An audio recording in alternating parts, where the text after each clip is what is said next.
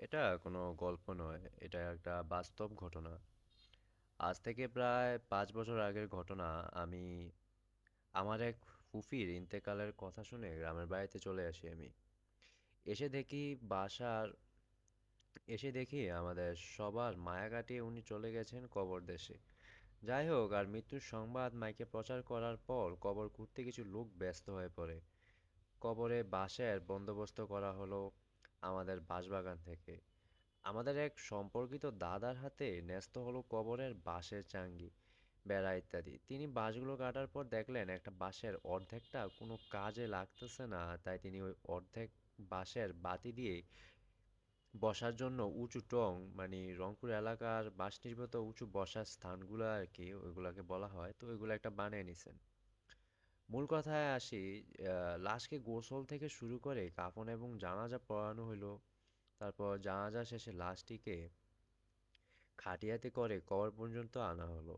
কবরে মাটি দেওয়া শেষ হলে মোনাজাত করার পর বাড়ির মুরব্বীরা আমাদের 4 ভাইকে দায়িত্ব দিলেন খাটিয়া বাড়িতে নিয়ে গিয়ে পানি দিয়ে পরিষ্কার করতে। কথা মতো আমরা 4 ভাই খাটিয়াটি ঘাড়ে করে নিয়ে যাচ্ছি। পথিমধ্যে মনে হচ্ছে কে যেন খাটিয়াতে খুব জোরে ভর দিচ্ছিল। তো আমি পিছনে ছিলাম, মনে করলাম সামনে দুজন হয়তো ফাজলামো করতেছে, তাই কিছু না বলে বাড়িতে গেলাম। বাড়িতে যাওয়ার পর ওদের বললাম, তোরা এরকম ফাজলামি করলি কেন? ঘাড় তো ব্যথা হয়ে গেছে। এভাবে কেউ খাটিয়া ধরে সব ভরটুকু আমাদের দিকে দিয়েছিলি? আমার বড় ভাই রেগে গিয়ে বলল, তোরাই তো সামনের দিকে ভর দিয়েছিস আর উল্টা কথা বলতেছিস। একথা শুনে আমরা 4 ভাই হতভম্ব হয়ে গেলাম। যাই হোক, গল্প এখানেই শেষ হলেই পারত। এই ঘটনার পর থেকে নতুন করে আবার একটা ঘটনা ঘটতে শুরু করলো আমাদের সাথে। আমার বড় আব্বা আর ছোট চাচা মোটরসাইকেল করে মৃতের আত্মার মাগফিরাতের জন্য খতমু ফকির মিসকিনদের খাওয়ানোর ব্যাপারে দাওয়াত দিতে গেছেন। সন্ধে নামবে এমন এমন সময় বাড়িতে হৈ হৈ পড়ে গেল যে আমাদের বাড়ির সামনের পুকুরে চাচারা অ্যাক্সিডেন্ট করে পড়ে গেছেন। বাড়ির সবাই তড়িঘড়ি করে ঘটনাস্থল বাড়ির সবাই তড়িঘড়ি করে ঘটনাস্থলে গিয়ে দেখে কিছুই নেই। সবাই অবাক যে খবর দিয়েছে সেই বড় আম্মাকে জিজ্ঞাসা করলাম, কই? কিছুই তো হয় নাই। উনি অবাক হয়ে বললেন, আমি যে এখনই দেখলাম, সেটা কি ভুল হইতে পারে? মানে উনি এমন বলতাছিল যেন উনি সত্যিই কিছু একটা দেখছে। বাট আমরা আয়সা এদিকে কিছুই দেখতে পাই নাই। এটা শুনে সবাই একটু চিন্তায় পড়ে গেল। রাতে চাচারা বাড়ি ফিরতেই তাদের এই বিষয়ে বলা হলো। তারা বলেন, আমরা তো এইমাত্র বাড়ি ফিরলাম, তোমাদের মনে হয় মাথা খারাপ হয়ে গেছে। এমন সময় ছোট চাচি চিৎকার শুরু করলো। সবাই তার কাছে গেলে তিনি ভয়ে বলতে লাগলেন, যখন আমি বাইরে বারান্দায় দাঁড়িয়ে আছি, তখন মনে হলো বাথরুমের চালাটিতে কেউ যেন মচমচ করে জোটে যাচ্ছে। মানে চালাতে যেন কেউ হাঁটতেছে এরকম বললো আর কি আমাদের। তো আরেকটা টিন চালা থেকে বাথরুমের ভিতরে বিকট শব্দ করে পড়ে গেল। বাথরুমের এই যে টিনের চালগুলাতে অনেক যেন কেউ হাঁটতেছিল, কেউ চালগুলা বাইরেতেছিল, এরকম শব্দ শুনতে পাইছিল আমাদের, বুঝে বললো, পরে আমরা বুঝলাম। আমি কাছে গিয়ে দেখি কিছুই হয় নাই, আগের মতোই সব ঠিকঠাক, কিছুই দেখি নাই।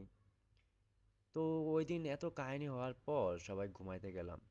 সকালে জোরে জোরে কথার শব্দে ঘুম ভাঙলো। ফ্রেশ হয়ে শুনতে গেলাম আবার কি ঘটলো।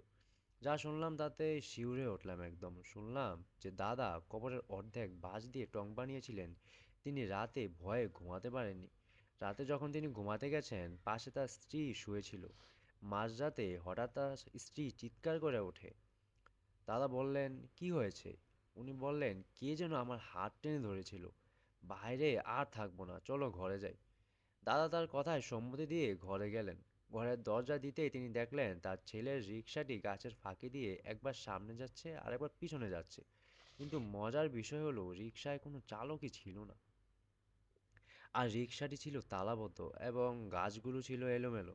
কিন্তু আজব বিষয় হচ্ছে তার ফাঁক দিয়ে কীভাবে এঁকে বেঁকে রিকশা চলে যাইতেছিল। আর অদ্ভুত ব্যাপারটা ঘটলো যখন দরজা খোলা হলো। দেখা গেল সব দেখা গেল সবই ঠিকঠাক জায়গায় আছে। এভাবে কয়েকদিন যাওয়ার পরে মানে সব কিছু এরকম টুকটাক উল্টাপাল্টা হইতেছিল। সবাই কিছু না কিছু ফেস করতেছিল। তো এভাবে কয়েকদিন পরে এক রাতে কোরআন শরীফ খতমের পর চাচা এভাবে কয়েকদিন কাটানোর পরে কোরআন শরীফ খতম দেওয়া হয় হুজুরদের দিয়ে। তো চাচা খতমের খরচ বাবদ কিছু টাকা দিয়ে বাড়িতে ফেরার পথে তার মোটর সাইকেলটি হঠাৎ করেই জঙ্গলের দিকে চলে যাচ্ছে, যেখানে ফুফিকে কবর দেওয়া হয়েছে। বলে রাখি, আমাদের বাড়ির পিছনে পারিবারিক কবরস্থান, তারপর রাস্তা, তারপর আবার কবরস্থান। তো যাই হোক, ফুফিকে মাটি দেয়া হয়েছে দ্বিতীয় কবরস্থানে, মানে রাস্তার যে পরের কবরস্থানটি সেই কবরস্থানে। তো সেই চাচারা মোটরসাইকেলটিকে ফুফির কবরের দিকে চলে যাচ্ছিল, মানে ওনারা নিজে কন্ট্রোল করতে পারতেছিল না নিজের বাইকটাকে। তো যখন অনেক চেষ্টা করার পরে কন্ট্রোল করতে পারতেছে না, তিনি ভয়ে মোটরসাইকেলটিকে মাটিতে ফেলে দেয়, দিয়ে দৌড়ে বাড়ির ভিতরে হাঁপাতে হাঁপাতে চলে আসে।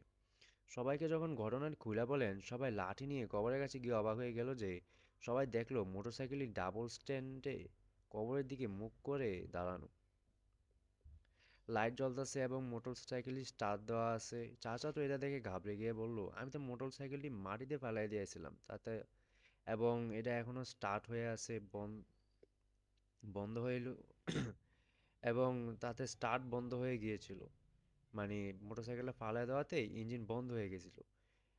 এই বলে তিনি অজ্ঞান হয়ে মাটিতে পড়ে যায়। এই বলে তিনি মাটিতে অজ্ঞান হয়ে পড়ে যায়। সকালবেলা ভালো একজন হুজুর ডেকে খতম শরীফ ডেকে কোরআন শরীফ পড়ানো হয়। এরপর সবকিছু শান্ত হয়ে যায়। কি মনে হয়ে গেছে, চলবো এটা? হুম? কি মনে হয়? আমার কাছে মনে হয়